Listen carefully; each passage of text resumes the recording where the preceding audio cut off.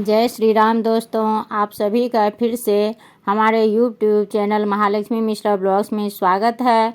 और आज के वीडियो में मैं बताने जा रही हूँ जीवित पुत्री का व्रत कथा संपूर्ण कथा मैं सुनाने जा रही हूँ।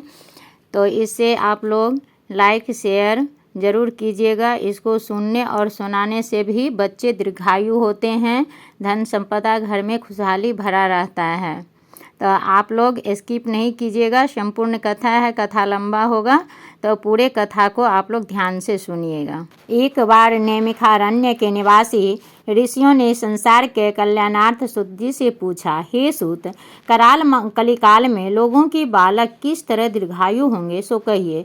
सूत जी बोले, जब द्वापर का अंत और कलयुग का आरंभ था उसी समय बहुत सी शोकाकुल स्त्रियों ने आपस में सलाह की कि क्या इस कलयुग में माता के जीवित रहते पुत्र मर जाएंगे। जब वे आपस में कुछ निर्णय नहीं कर सकी तब गौतम जी के पास पूछने के लिए गई। जब उनके पास पहुंची तो उस समय गौतम जी आनंद के साथ बैठे थे। उनके सामने जाकर उन्होंने मस्तक झुकाकर प्रणाम किया। उसके बाद स्त्रियों ने पूछा, हे प्रभु, इस कलयुग में लोगों के पुत्र किस तरह जीवित रहेंगे, इसके लिए कोई व्रत या तप हो तो कृपा करके बताइए। इस तरह उनकी बात सुनकर गौतम जी बोले, आपसे मैं वही बात कहूँगा जो मैंने पहले से सुन रखा है। गौतम जी ने कहा, जब महाभारत युद्ध का अंत हो गया और द्रोण पुत्र अश्वत्थामा के द्वारा अपने बेटों को मरा देखकर सब पांडव बड़े दुखी हुए तो पुत्र के शोक से व्याकुल होकर द्रौपदी अपने सखियों के साथ ब्राह्मण श्रेष्ठ धौम्य के पास गई और उसने धौम्य से कहा, हे विपेंद्र, कौन सा उपाय करने से बच्चे दीर्घायु हो सकते हैं, कृपा करके ठीक ठीक कहिए। धौम्य बोले, सतयुग में सत्य वचन बोलने वाला, सत्य आचरण करने वाला समदर्शी जिमूतवाहन नामक एक राजा था। एक बार वह अपनी स्त्री के साथ अपने ससुराल गया और वहीं रहने लगा। एक दिन आधी रात के समय पुत्र के शोक से व्याकुल कोई स्त्री रोने लगी, क्योंकि वह अपने बेटे के दर्शन से निराश हो चुकी थी। उसका पुत्र मर चुका था। वह रोती हुई कह रही थी, हाय मुझ बूढ़ी माता के सामने मेरा बेटा मरा जा रहा है। उसका रुदन सुनकर राजा जिमूतवाहन का तो मानो हृदय विदीर्ण हो गया। वह तत्काल उस स्त्री के पास गया और उससे पूछा, तुम्हारा बेटा कैसे मरा है। बूढ़ी ने कहा, गरुड़ प्रतिदिन आकर गांव के लड़कों को खा जाता है। इस पर दयालु राजा ने कहा, माता अब तुम रो मत, आनंद से बैठो, मैं तुम्हारे बच्चे को बचाने का प्रयत्न करता हूँ। ऐसा कहकर राजा उस स्थान पर गया जहाँ गरुड़ आकर प्रतिदिन मांस खाया करता था। उसी समय गरुड़ भी उस पर टूट पड़ा और मांस खाने लगा। जब अतिशय तेजस्वी गरुड़ ने राजा का बायां अंग खा लिया तो झटपट राजा ने अपना दाहिना अंग फेरकर गरुड़ के सामने कर दिया। यह देखकर गरुड़ जी ने कहा, तुम कोई देवता हो, कौन हो, तुम मनुष्य तो नहीं जान पड़ते। अच्छा, अपना जन्म और कुल बताओ। पीड़ा से व्याकुल मन वाले राजा ने कहा, हे पक्षीराज गरुड़, इस तरह के प्रश्न करना व्यर्थ है। आप अपनी इच्छा भर मेरा मांस खाओ। यह सुनकर गरुड़ रुक गए और बड़े आदर से राजा के जन्म और कुल की बात पूछने लगी। राजा ने कहा, मेरी माता का नाम सेव्या और मेरे पिता का नाम शालिवाहन है। सूर्य वंश में मेरा जन्म हुआ है और जिमूतवाहन मेरा नाम है। राजा की दयालुता देखकर गरुड़ ने कहा, हे महाभाग, तुम्हारे मन में जो अभिलाषा हो वह वर मांगो। राजा ने कहा, हे पक्षीराज, यदि आप मुझे वर दे रहे हैं तो वर दीजिए कि आपने अब तक जिन प्राणियों को खाया है वे सब जीवित हो जाए। हे स्वामी, अब से आप यहाँ बालकों को न खाएं और कोई ऐसा उपाय करें जहाँ जो उत्पन्न हो वे लोग बहुत दिनों तक जीवित रहें। धौम्य ने कहा कि पक्षीराज गरुड़ राजा को वरदान देकर स्वयं अमृत के लिए नागलोक चले गए। वहाँ से अमृत लाकर उन्होंने उन मरे मनुष्यों की हड्डियों पर बरसाया। ऐसा करने से सब लोग जीवित हो गए जिनको कि पहले गरुड़ ने खाया था। राजा के त्याग और गरुड़ की कृपा से वहाँ वालों का बहुत कष्ट दूर हो गया। उस समय राजा के शरीर की शोभा दूनी हो गई और राजा की दयालुता को देखकर गरुड़ ने फिर कहा, मैं संसार के कल्याणार्थ एक और वरदान दूंगा। आज आश्विन महीना के कृष्ण पक्ष सप्तमी तिथि से रहित शुभ अष्टमी तिथि है। आज ही तुमने यहाँ की प्रजा को जीवन दान दिया है। हे वत्स, अब से यह दिन ब्रह्म भाव हो गया है, जो मूर्ति भेद से विविध नामों से विख्यात है। वही त्रिलोक से पूजित दुर्गा अमृत प्राप्त करने के अर्थ में जीवित पुत्रिका कहलाई है। अतः इस तिथि को जो जो स्त्रियां उस जीवित पुत्रिका की और कुश की आकृति बनाकर तुम्हारी पूजा करेंगी तो दिनों दिन उनका सौभाग्य बढ़ेगा और वंश की भी बढ़ती होती रहेगी। हे महाभाग, इस विषय में विचार करने की भी आवश्यकता नहीं है। हे राजन, सप्तमी से रहित और उदय तिथि की अष्टमी को व्रत करें, यानी सप्तमी विद अष्टमी जिस दिन हो उस दिन व्रत न कर शुद्ध अष्टमी को व्रत करें और नवमी में पारण करें। यदि इस पर ध्यान न दिया गया तो फल तो नष्ट हो ही जाएगा और सौभाग्य भी अवश्य नष्ट हो जाएगा। जिमुत वाहन को इस तरह का वरदान देकर गरुड़ वैकुंठ धाम को चले गए और राजा भी अपनी पत्नी के साथ अपने नगर को वापस चले आए। धौम्य द्रौपदी से कहते हैं, हे देवी, मैंने यह अतिशय दुर्लभ व्रत तुमको बताया है। इस व्रत को करने से बच्चे दीर्घायु होते हैं। हे देवी, तुम भी पूर्वोक्त विधि से यह व्रत और दुर्गा जी का पूजन करो तो तुम्हें अभिलाषित फल प्राप्त होगा। मुनिराज धौम्य की बात सुनकर द्रौपदी के हृदय में एक प्रकार का कुतूहल उत्पन्न हुआ और पूर्वासीन स्त्रियों को बुलाकर उनके साथ यह उत्तम व्रत किया। उसी प्रांत में कनकावती नाम का एक गांव था। वहाँ मलकेतु नाम का राजा राज्य करता था। उनके राज्य में बहुलूटा नामक मरुभूमि था जिसके बीच में नर्मदा नदी बहती थी। उसी के किनारे एक अति विशाल पाखर का पेड़ था। उसी पाखर के धोधर में एक गिदरनी रहती थी और पाखर के डाली पर चिल्होरिन रहती थी। बहुत दिन साथ रहने के कारण दोनों में बहुत अधिक दोस्ती हो गई। जो भी काम करती दोनों साथ में किया करती थी। तो चिल्होरिन एक दिन देखती है कि उसी गांव में रहने वाली महिलाएं सब उसी पेड़ के पास आई। आश्विन कृष्ण अष्टमी तिथि के जीमूतवाहन पूजा करके किसी पंडित से कथा सुनी और फिर अपने अपने घर को चली गई। यह व्रत और इसके प्रभाव को चिल्हो ने सुन ली और अपनी सखी सियारिन को बतलाई। चिल्हो और सियारिन दोनों व्रत की। उसी दिन संध्या समय में उस नगर के नामी सेठ का एक ही पुत्र था जो मर गया। उसका परिजन नर्मदा नदी के किनारे संस्कार करके घर चला गया।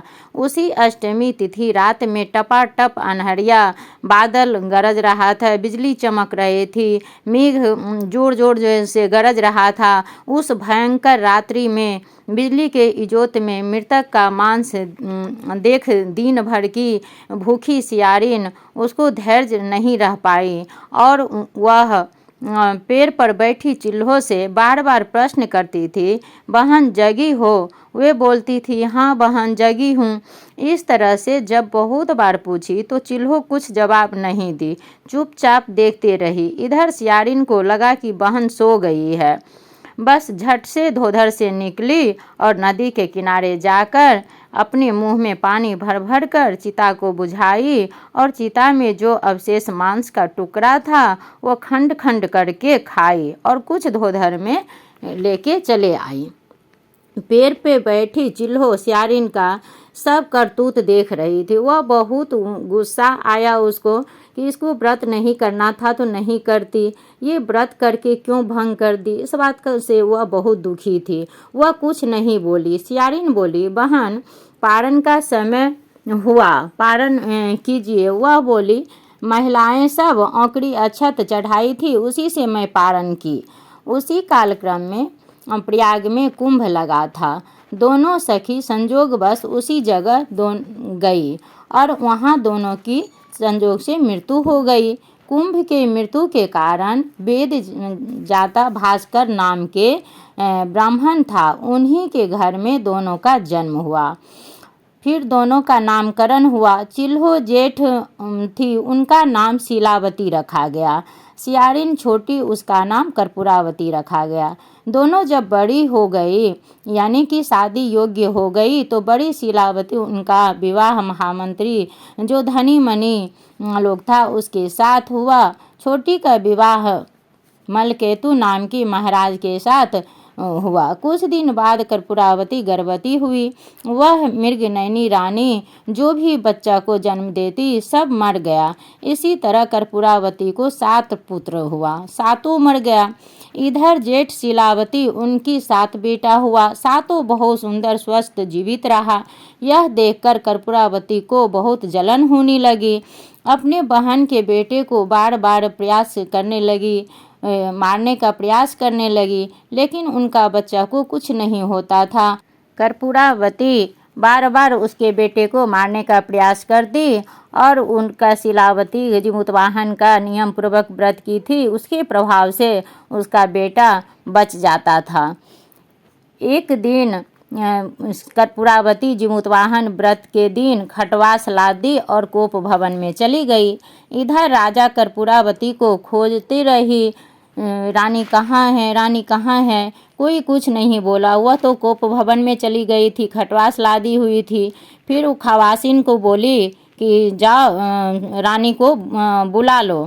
तो रानी के पास गई। रानी बोली कि नहीं, जाके राजा को ही यहाँ बुला के ले आओ। फिर राजा के पास गई और वह बोली कि आपको रानी कोप भवन में बुला रही है। अब कोप भवन का नाम सुनते राजा गए, देखें वह खटवास जो है वो लादी हुई है। फिर राजा बोलने लगे कि ऐसा क्यों की है, क्या हुआ, काहे ऐसे सोई है। वह बोली कि नहीं, आप हमसे सत्य कीजिए, उसके बाद ही आपको कुछ बताएंगे, उससे पहले कुछ नहीं बताएंगे। राजा बोले ठीक है, तो हम सत्य करेंगे, तुम उठ जाओ, पहले क्या सत्य करना है। राजा बोले हम अवश्य सत्य करेंगे। फिर रानी ने 3 बार सत्य करवाया। सत्य करने के बाद रानी उठी, वह खुश हो गई और बोली कि मेरी बहन शीलावती के 7 पुत्र के गर्दन कटवा के हमको दे दीजिए। राजा को बहुत गुस्सा आया और धरती को ठोकते हुए वह बोलने लगी कि तुम कैसी पापनी हो, अभागिन हो, तुम अपने बहन के बेटे के बारे में ऐसा बात बोलती हो।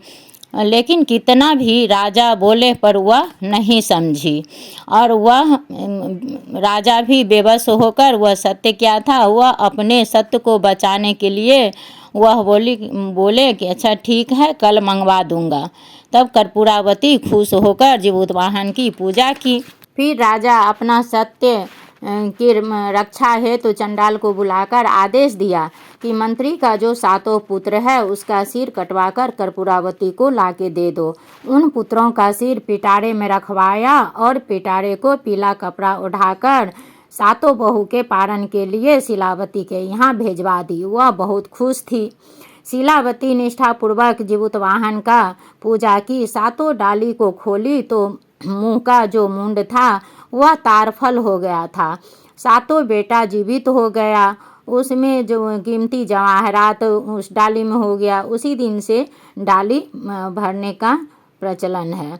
तो 7 अपना घोड़ा, इधर उसका बेटा 7 अपना घोड़ा पर चढ़ के घर आया। 7 भाई स्नान ध्यान कर अपनी माँ के पास पहुँचा। माँ बोली कि मौसी द्वारा पठाई गई यह तार का फल सबको दिया गया और बोली मौसी पारना के लिए दी है। उधर कर्पूरावती शीलावती के 7 पुत्रों का वध शोकाकुल रोना सुनने के लिए परेशान थी कि वह कैसे रोएगी जो हम आनंद लें। वह आनंद लेने के लिए प्रतीक्षा कर रही थी, बहुत इंतजार की। तब वह अपनी दासी को अपनी बहन के यहाँ भेजी कि जाओ देख कर आओ वहाँ क्या हो रहा है। तो उसको तो खलबली मचा हुआ था कि कब ये रोदन सुनेंगे।